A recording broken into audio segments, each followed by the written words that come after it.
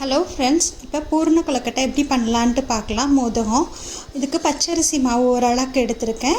இது நல்லா ஃபைன் பச்சரிசி மாவை நல்லா சலிச்சிட்டு நல்லா ஃபைன் பவுடராக இருக்கணும். அதோட ஓரளவுக்கு தேங்காய் துருவல், ஓரளவுக்கு வெல்லம் எடுத்திருக்கேன். ரெண்டு ஈக்குவலாக எடுத்திருக்கேன். இப்போ இதை வச்சு எப்படி பண்ணலான்னு பார்ப்போம்.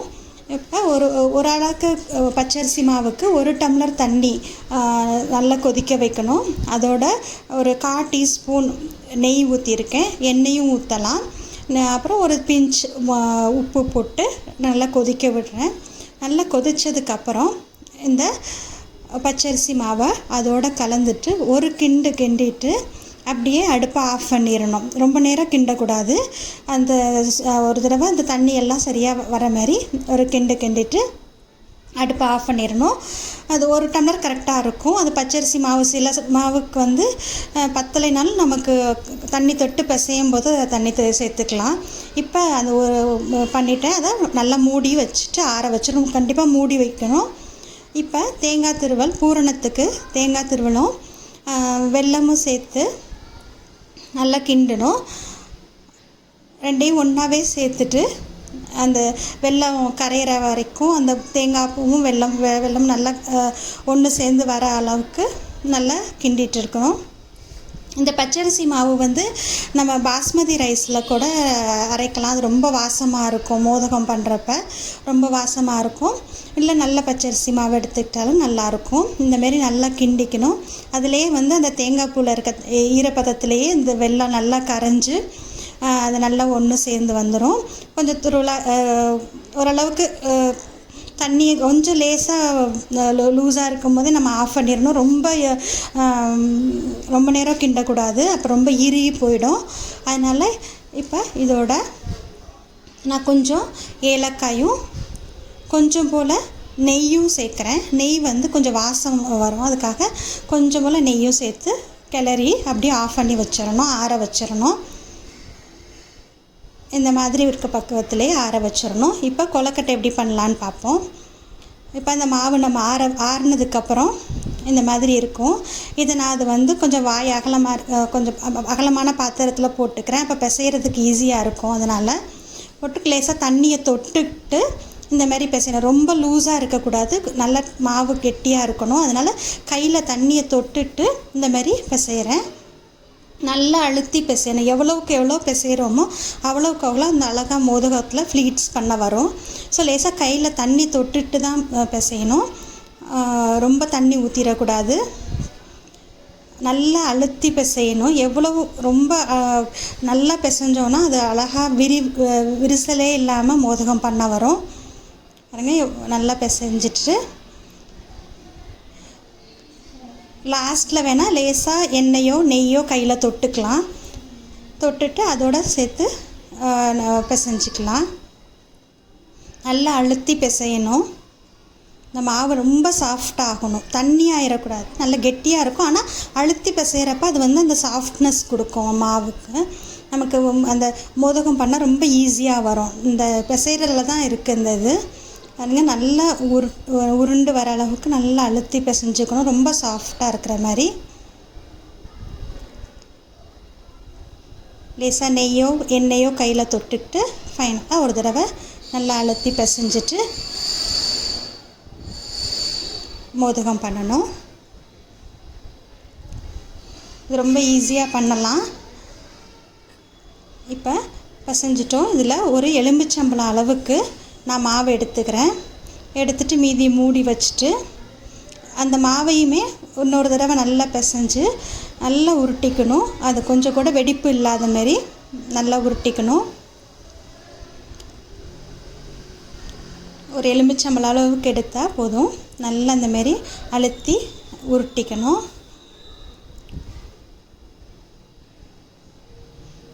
உருட்டிட்டு அந்த ஒரு பேடா மாதிரி பண்ணிக்கணும். இந்த மாதிரி பண்ணிவிட்டு கையில் நெய்யோ எண்ணெயோ தொட்டுக்கிட்டு நடுவில் ஒரு அழுத்திட்டு இந்தமாரி ஓரத்தில் ஒரு கையில் ரைட் ஹேண்டில் ஓரத்தில் அழுத்தணும். லெஃப்ட் ஹேண்டில் வந்து நடுவில் அழுத்தணும். அப்படி அழுத்தினோன்னா அந்த கிண்ணம் அழகாக பண்ண வரும். பார்த்திங்கன்னா ஈவனாக ஒரே மாதிரி அழுத்திட்டே வரணும். ரெண்டு கையிலையும் நடுவில் ஒரு கையும் இல்லை ஓரத்தில் ஒரு கையும் அழுத்துகிற மாதிரி நம்ம பண்ணிக்கணும். பண்ணுனா இந்தமாரி ஒரே மாரி இருக்கணும். ஒரு இடத்துல கனமாக ஒரு இடத்துல லேசாக இருக்கக்கூடாது, ஒரே மாரி பண்ண வரும். இப்போ பாருங்கள், நல்லா அழுத்தி பிசைஞ்சதுனால அந்த வெடிப்பே இல்லாமல் அழகாக பண்ண வருது. இந்தமாரி பண்ண வந்தாலே நமக்கு மாவு நல்லா இருக்குதுன்னு அர்த்தம். மாவை மட்டும் நல்லா மூடி வச்சிடணும், இல்லைன்னா காஞ்சிருச்சுன்னா கட்டி பட்டு போயிடும், நமக்கு பண்ண வராது. இந்த மாதிரி நல்லா பண்ணிவிட்டு ஒரு பூரி எப்படி இருக்கும் அந்த அளவுக்கு அந்த மாதிரி பண்ணிடணும். பூரி அளவுக்கு நம்ம அதை ஸ்ப்ரெட் பண்ணிவிட்டு ஈவனாக பண்ணிக்கணும். கனமும் அந்த பூரி அளவோட கனம் இருந்தால் நல்லாயிருக்கும். வெடிப்பே இல்லாமல் ரொம்ப நீட்டாக வருது பாருங்கள், ஈஸியாக வரும். பார்த்திங்கன்னா ஒரு பூரி அளவுக்கு வந்துருச்சு. இப்போ இதில் நம்ம அந்த ஃப்ளீட்ஸ் மாரி வைப்போம்.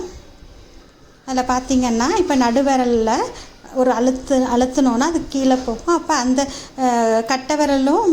ஆள்காட்டி விரலில் ஒரு அழுத்திட்டு கட்டை விரலும் நடுவிரலையும் வச்சு பின்னாடி ஒரு ப்ரெஸ் பண்ணோன்னா ஒரு ஃப்ளீட்ஸ் ஃபார்ம் ஆகிடும். அது பாருங்கள், எவ்வளோ நீளத்துக்கு நான் அந்த ஃப்ளீட்ஸை அழுத்தி விட்றேன்னு பாருங்கள். அப்படியே ஒவ்வொரு ஃப்ளீட்ஸாக பக்கத்தில் நெருக்கமாக கொடுக்கணும். ஆள்காட்டி விரலால் ஒரு அழுத்தினோன்னா பின்னாடி போகும். அப்போ அதை அழுத்தினோன்னா ஒரு ஃப்ளீட்ஸ் கிடச்சிரும். ஸோ இதுமாரி பக்கத்தில் ஒரு ஃப்ளீட்ஸாக வச்சுட்டே வரணும். எவ்வளோ நெருக்கமாக வைக்கிறோமோ அவ்வளோ நிறைய ஃப்ளீட்ஸ் கிடைக்கும். பாருங்கள், மாவு நல்லா பண்ண வருது, கொஞ்சம் கூட வெடிப்பே வராமல் நல்லா பண்ண வருது. நல்லா அழுத்தி பிசைஞ்சோன்னா இந்தமாரி அழகாக பண்ண வரும். இப்போ பாருங்கள், ஒரு கிண்ணம் மாரி நமக்கு ஃபார்ம் ஆகிடுச்சு. இப்போ இதுக்குள்ளே பூரணம் வச்சுக்கலாம். என்ன மாரி பூரணம் வேணாலும் நம்ம ரெடி பண்ணிக்கலாம். இந்தமாரி நான் பூரணத்தை ஒரு உருண்டையாக உருட்டி அதுக்குள்ளே வைக்கிறேன். வச்சுட்டு கீழேருந்து அந்த ஃப்ளீட்ஸை அப்படியே மெதுவாக லேசாக அந்த ஃப்ளீட்ஸ் மடங்காத மாரி லேசாக அப்படியே உருட்டிகிட்டே அழுத்திட்டே வரணும். வந்தோன்னா அது மேலே இந்த மாதிரி ஃபார்ம் ஆகும். இதேமாரி பண்ணணும். பண்ணிவிட்டு மேலே எல்லாத்தையும் க்ளோஸ் பண்ணி இந்த மாதிரி கொழுக்கட்டை பண்ணணும். பாருங்கள், ரொம்ப ஈஸியாக பண்ண முடியுது. எவ்வளோ அழகாக ஃப்ளீட்ஸ் வந்திருக்கு பாருங்கள். இதேமாரி பண்ணலாம்.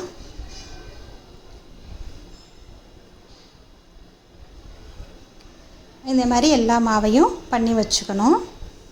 நான் இன்னொன்று பண்ணுறது காமிக்கிறேன். அதே மாதிரி எலுமிச்சம்பழம் பழம் அளவுக்கு மாவு எடுத்துட்டு நல்லா உருட்டிக்கணும். நல்லா அழுத்தி இன்னொரு தடவை கையில் பிசைஞ்சிக்கிட்டு அதை உருட்டினோன்னா அழகாக அது வெடிப்பே இல்லாமல் நல்லா பண்ண வரும். அப்புறம் கையில் எண்ணெயோ நெய்யோ தடவிட்டு இந்த மாதிரி ஓரத்தில் ஒரு கையால் ஓரத்தை அழுத்திட்டே வரணும், இன்னொரு கையால் நடுவில் உள்ள பாகத்தை அழுத்திட்டே வரணும். அப்போ அந்த கிண்ணம் அழகாக ஃபார்ம் ஆகும்.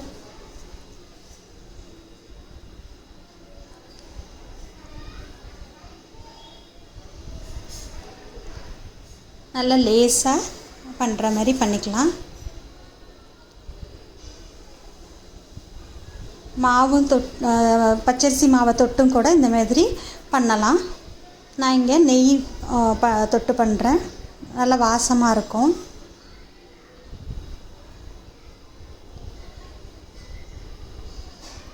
பண்ணால் இந்தமாரி பூரி மாரி நல்லா அந்த அளவுக்கு அகலத்துக்கு பண்ணிவிட்டு அதில் அப்புறம் நம்ம ஃப்ளீட்ஸ் வைக்கணும்.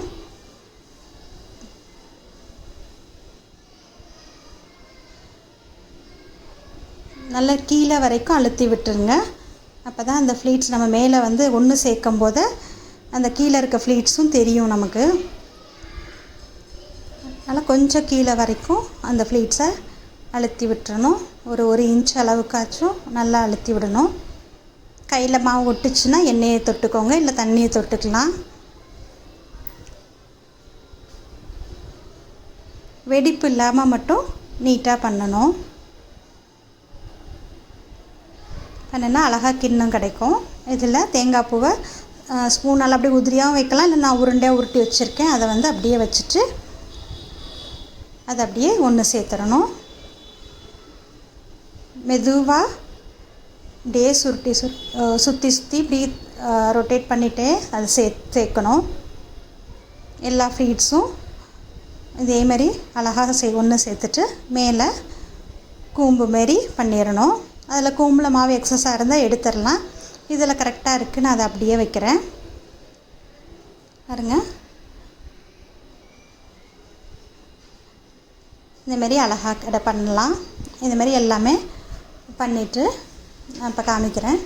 பாருங்கள், எல்லாம் கொழுக்கட்டையும் இப்படி பண்ணியாச்சு. இது நான் இட்லி சட்டியில் நம்ம இட்லி பண்ணுவோம்ல அதே மாதிரி நான் துணி போட்டு தான் பண்ணியிருக்கேன். நீங்கள் இலை வச்சும் பண்ணலாம். இந்தமாரி அவிச்சிட்டு அது மேலே ஒரு ஷைனிங்காக வரும். அந்த நேரத்தில் நம்ம பார்த்தா கையில் ஒட்டாமல் வரும். மோதகம் ரெடி ஆயிடுச்சு.